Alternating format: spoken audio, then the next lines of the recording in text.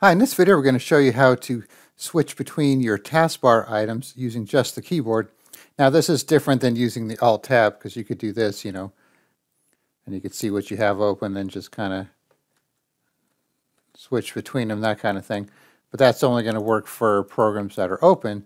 So let's say you want to actually maybe open Edge or Chrome and you don't want to use your mouse, or you're a keyboard kind of person, so you just like to always just use the keyboard.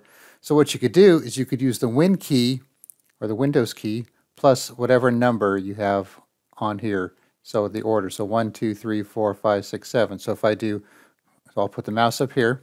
If I do Windows key 1, I got that, and I could do it again to minimize it. I could do Windows key 4 for Word that I have open, and even I could do Windows key 3 for Chrome, which is not open, but it's still on the taskbar, and that'll open it. And now it's open, and then Windows key number 6 for Notepad, and so on. So that's kind of a nice little trick if you're a keyboard kind of person and you just want to be able to switch between your programs really quickly and then open other programs that are pinned to your taskbar without using your mouse. So just remember Windows key plus whatever number you have going along here from left to right, and you'll be able to do it that way. All right, thanks for watching, and be sure to subscribe.